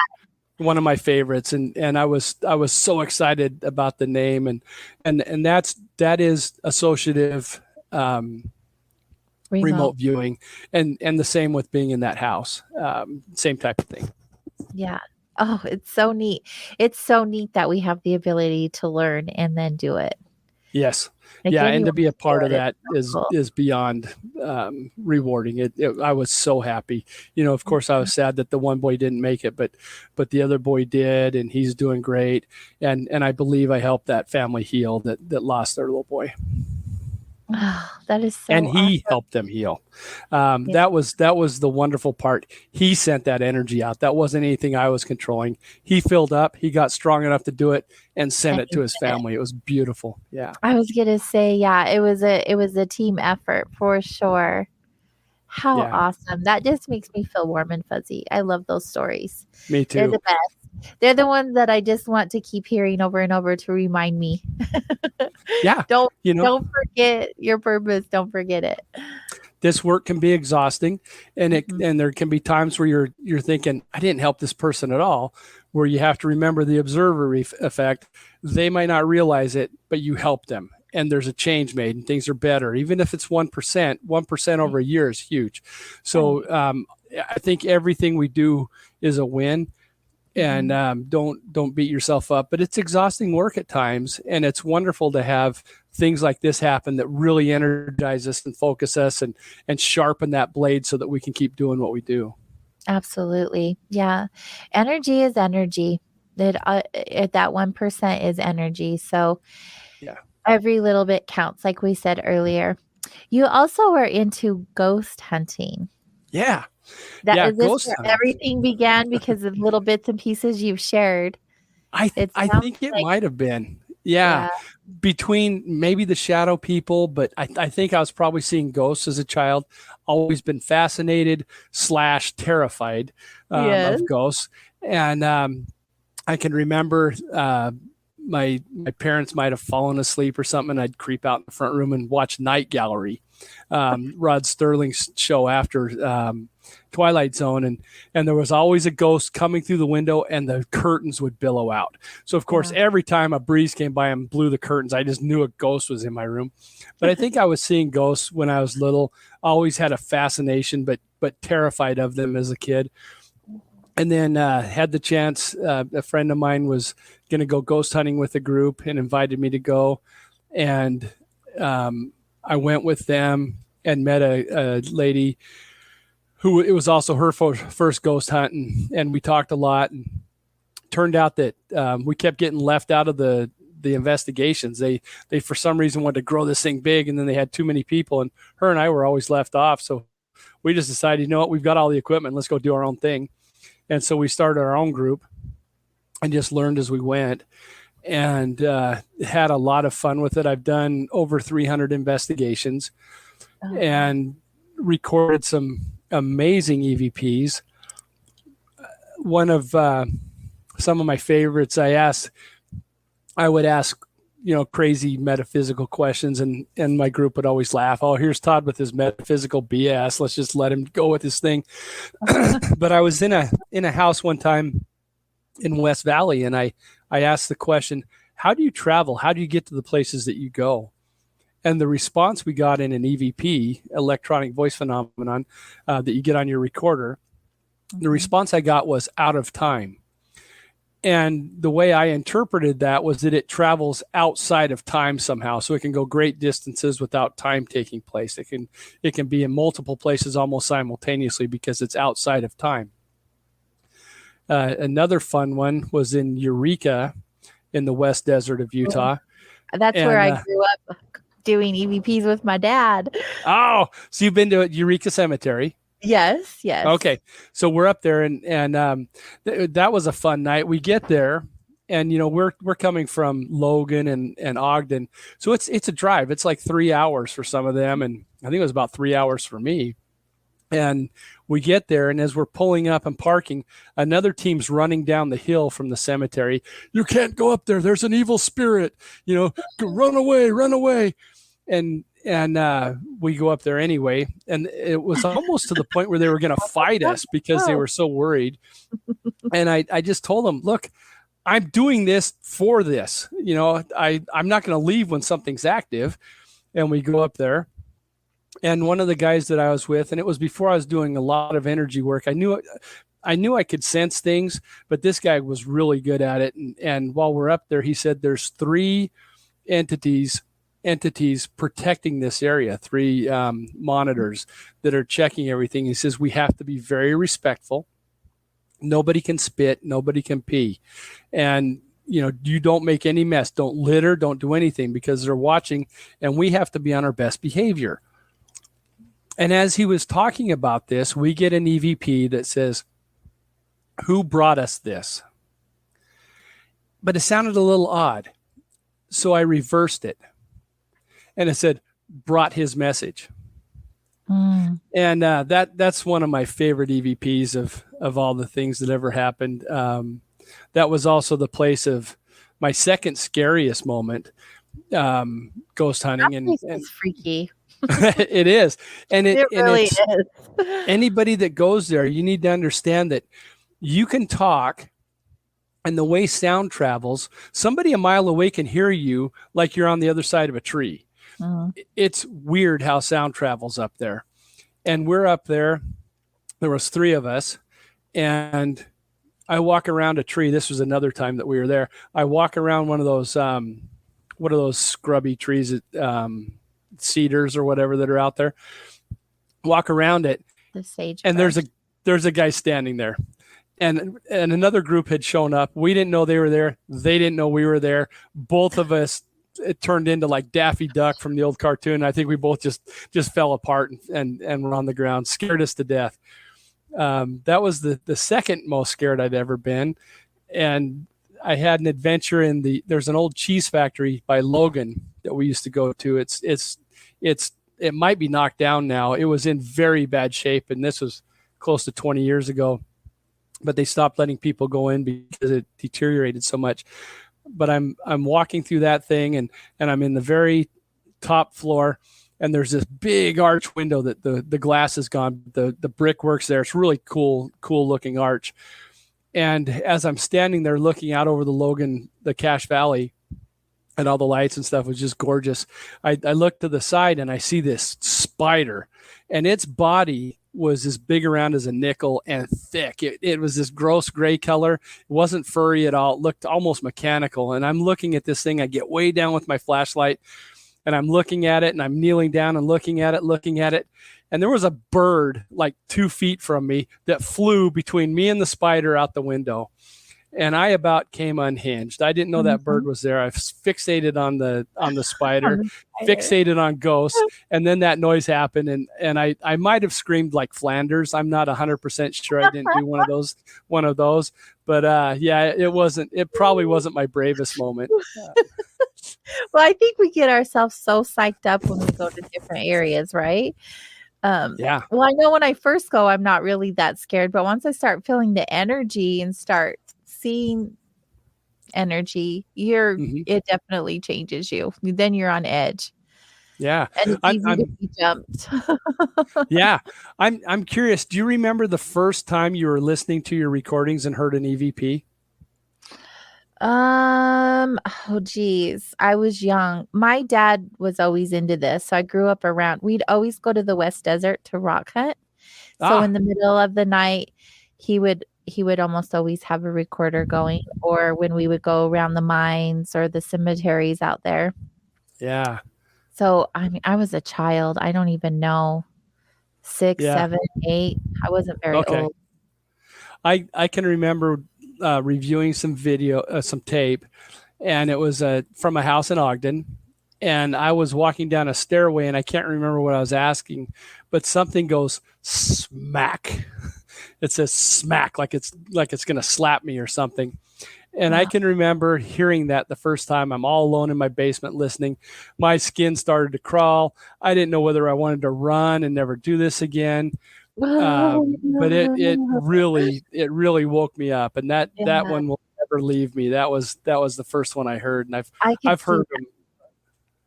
What's Well, when that? I was young, you don't realize like the magnitude of what you're doing or what you're listening to, right?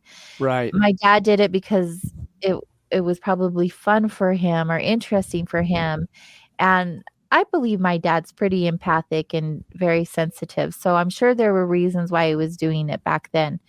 I didn't have that comprehension then. It's as I got older and started having experiences of my own that I was like, "Oh, okay." But Yeah. as hearing an EVP as an adult, completely different because I knew what was happening and I understood the magnitude of it. Yes.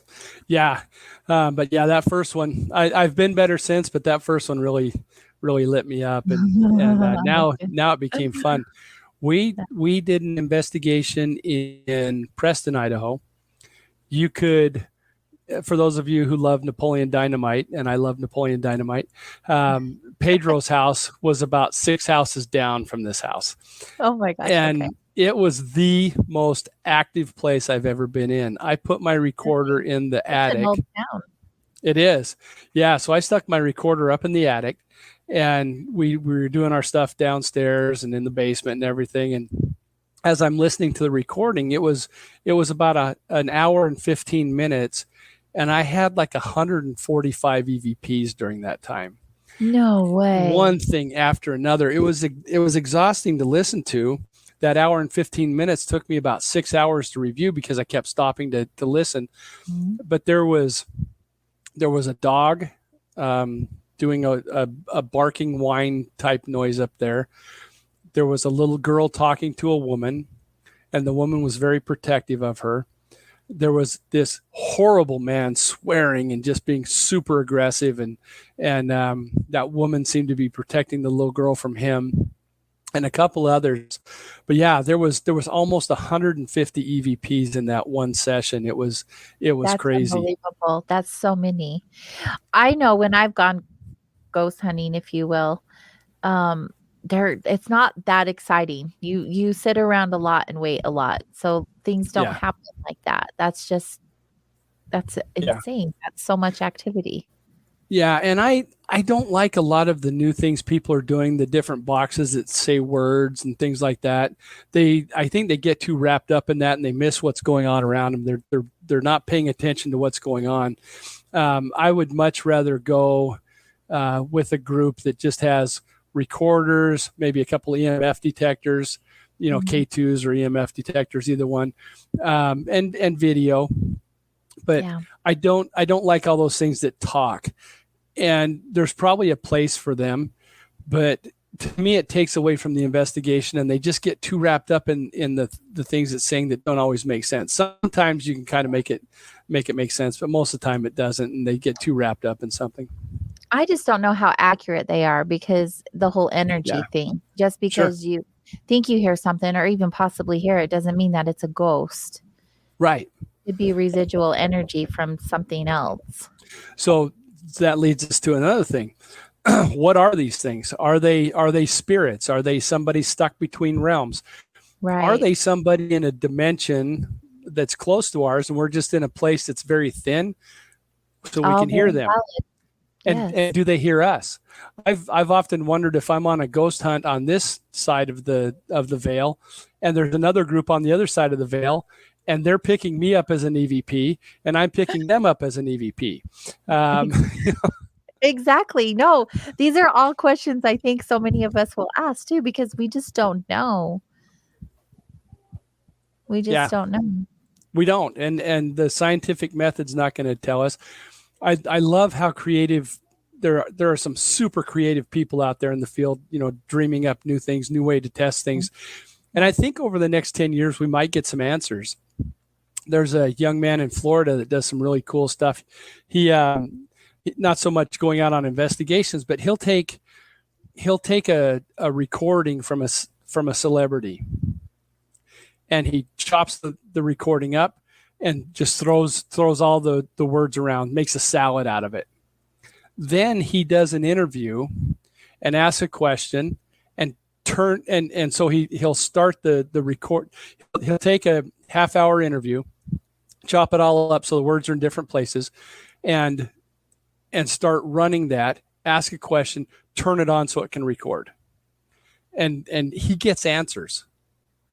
And so say he's interviewing Rodney Dangerfield, and he'll get an answer, even though all the words are just chopped up into salad, he'll get an answer that makes sense to the question. And so there's just really, really clever people out there doing unique things. I don't think I'm super clever. So I don't think I'll be the one that has the breakthrough in the field, but I think it's coming. I think there's some just brilliant people out there trying new things, and sooner or later we'll find something that actually tells us what we're looking for. Yeah, I think you're probably right about that. There's so many people doing paranormal investigations now. Like, it's a thing. Yeah. We have several shows here on the station of people who do paranormal investigations and reporting. So, I mean, it's definitely out there. People want to know. I think they're more inquisitive now than they ever have been. It's more openly talked about than it ever has been. And so people are coming out of the woodwork who kept this part of themselves behind closed doors because they didn't want to be judged or criticized in any way. And now they have safe places to go and talk about and go and do the investigations with other groups. So I think that there's so many brilliant people out there that you're right. There's going to be some kind of breakthrough that will occur. And I don't Absolutely. think it's too far out in the future either. Yeah, for sure.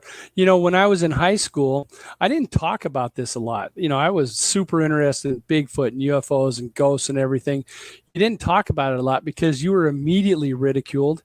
Of course, we were a more violent time, so your friends would punch you if you said weird things like that, and but everybody made fun of you. And some people got locked up. Yeah, and now you talk about it, and a group will surround you to hear more. Mm-hmm. So it's really changed. It's exciting, and when it's out in the open like this, that's when the breakthroughs really start. And so I'm really excited to see what the future holds. Yeah, it really is exciting. I mean, and the ghosts, I feel like with the multidimensional beings or overlay on how that works, it's like Bigfoot falls right in line with that, and you have the same belief.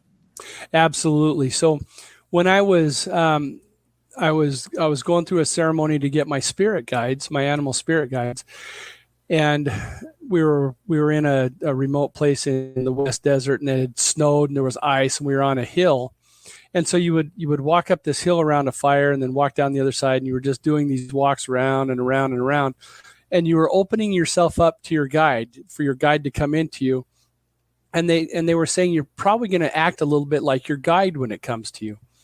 And I saw one guy was doing this because he was going to be a moose, and one was flying, and it seemed kind of corny to me. But as I was walking, I could feel it was like my chest changed. It like pushed way out, and instead of slipping around on this ice, now I'm taking very confident steps, not sliding at all. Everything's good. And then I realized that was the bull elk that came to me, and I could feel that elk, and I'm walking like the elk, and everything was fine. I was feeling great. It was so exciting.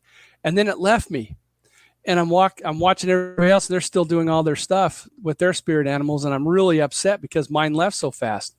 Well, then I started walking a little differently, and started getting the big strides, and my arms were moving, and my big strides. And I realized that the Sasquatch spirit had come to me, and again, I'm not slipping, I'm not sliding, and I'm taking gigantic strides now on ice and not sliding at all.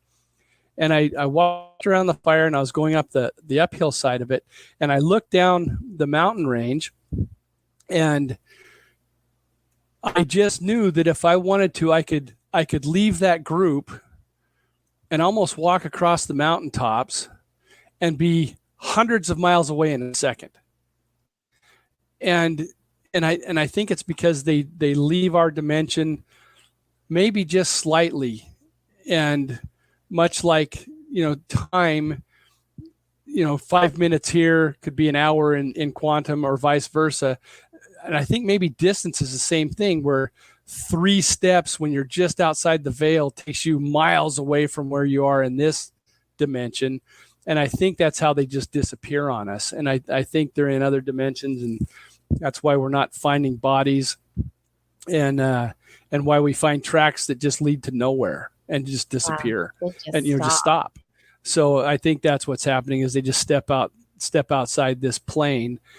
But I truly believe 100% that there are those out there because I've encountered the spirit of them, but also because everywhere in the world for thousands of years has stories of them.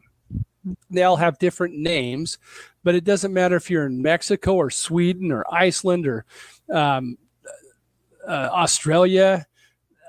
Any place that has people has had interactions with these things. So I've got to believe that it's there. It's, how do you have that same story across the world when there was allegedly no communication, but here's the same story of these things. So I believe that they're there. Nothing new.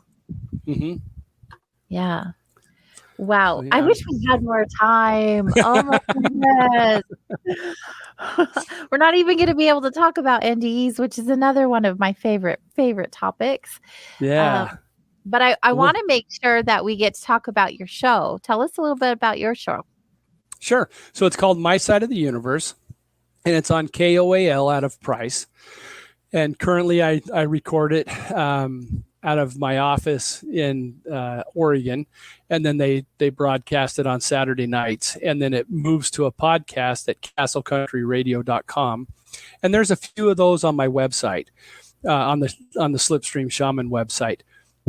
And some of the, I've had some great guests. Most of the people that have been on Ancient Aliens have been on the show. I do a lot of work with Contact in the Desert, and the people that present there come on the show. And so I've talked to most of them. But my absolute favorite one for those old Star Trek fans out there, when Captain Kirk fought that slow moving lizard man, the Gorn, I had the stunt man who played the Gorn on the show.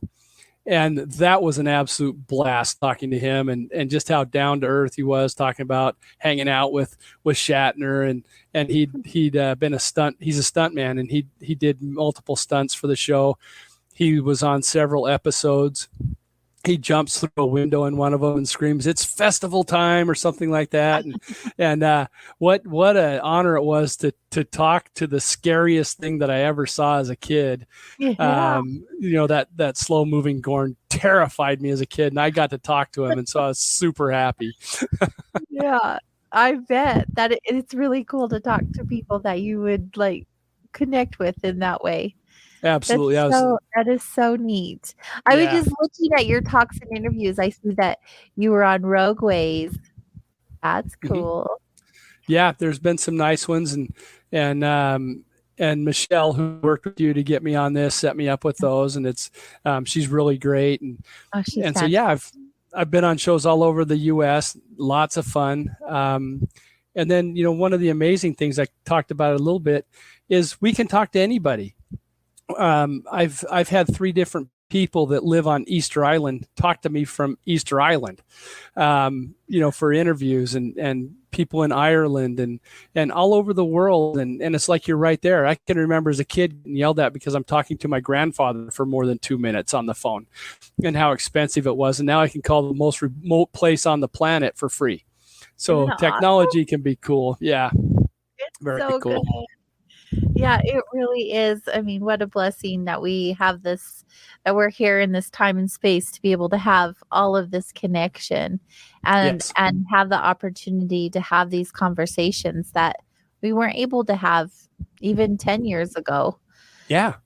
Things have changed that dramatically. So it's really, really neat. I want to make sure everyone knows how to reach out to you if they were interested in receiving a healing from you or grabbing your book, Slipstream Shaman. Yeah, if they go to slipstreamshaman.com, which you conveniently have up on the screen now, thank you. They can go to slipstreamshaman.com. There's a link to buy the book. It's through Amazon. And there's an email link for the healings. And then also there's a little tiny Instagram button if you want to push that to go to Instagram and follow. And I would really encourage you to do that. And if you would, go to Slipstream Shaman at YouTube and follow there too. There's not a lot of videos, and there's not a lot of content in the Instagram right now. But over the next 2 months, there's going to be a ton. So, a lot of good things coming up. Oh, it's so exciting. I'm so happy for you. You've been doing this for quite some time and now you're finally like putting yourself out there in media. I struggle with that myself. I mean, I don't have very many followers. I know I could do a lot better, but I'm so focused on doing the work that media isn't even in my Yeah. point of view. And so connecting those dots will be good for both of us at some point. Yes. Well, and But that's the thing. I'm so new to it. I want to call it a friend request still, but I don't even know what half these things are called when I ask people to do it, but they figure it out when they get there. yeah, that's where we ask for help. Yes, for sure. And I've got a nephew. I don't know if he's listening now, but he always checks these out. Trevor, thank you for all your technical help. He's the one that set that whole website up, and it took him like 5 seconds. He's amazing. Good job, Trevor. Yeah, he must Trevor's be young. He's in his mid-20s, Yep, and he's there we the go. nicest young man you'll ever run into. I'm really proud of him. He's a great young man. Shout out to Trevor. Yes. Woo. Good job. So good. Todd, it has been so fantastic getting to know you more. And I really do hope that we get to have you on the show again in the future in studio. That would be so great. For sure, in studio, and anytime you want to talk, I'll make sure Wednesdays are open in case somebody falls through. I'm here for you. So, oh my goodness. Yeah, I know. We already have everyone in the chat saying, what? The show's over already? Yeah, it was great. Really you're a lot of enjoyed- fun to talk to. You're an excellent host. Thanks. I just get to hang out with you. You guys do all the work. You know how it goes. Yeah. It's so much fun though, and I am really grateful for the opportunity to meet you and to learn more about you and connect with you in the near future. Thanks again, Todd. Thank you. I agree 100%. Thanks for having me on. Thank you. And to all of you, my amazing listeners, I love that you guys are here with us and had such a great time tonight. It's so much fun, right? I can't get enough of the soul wandering.